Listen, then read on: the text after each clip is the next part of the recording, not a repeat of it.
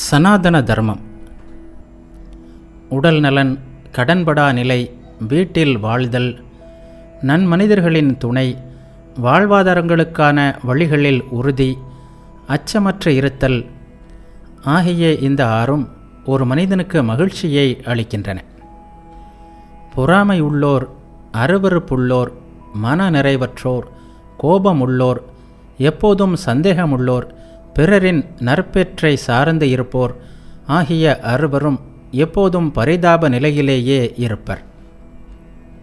ஞானமுள்ளவன் தனது சொந்த திறனையும் செயலின் இயல்பையும் வெற்றியினால் உண்டாகும் விளைவுகளையும் முழுவதும் கருத்தில் கொண்டே செயல்படவோ செயல்படாமலோ இருக்க வேண்டும்.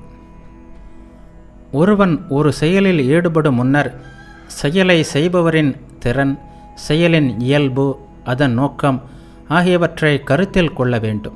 அனைத்து செயல்களும் இவற்றையே சார்ந்திருக்கின்றன. திடீர் உந்துதலால், ஆர்வக்கோளாறால் எதையும் செய்யக்கூடாது.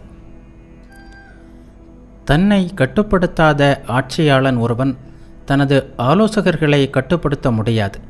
தனது ஆலோசகர்களை கட்டுப்படுத்தாத ஒருவன் தனது பகைவர்களை வீழ்த்த முடியாது. தனது புலன்களை வெல்பவனுக்கோ தனது ஆன்மாவை கட்டுப்படுத்துபவனுக்கோ குற்றமிழைப்பவர்கள் அனைவரையும் தண்டிக்கும் திறன் பெற்றவனுக்கோ நீதியுடன் செயல்படுபவனுக்கோ பொறுமையால் அருளப்பட்டவனுக்கோ பெரும் செழுமை காத்திருக்கிறது.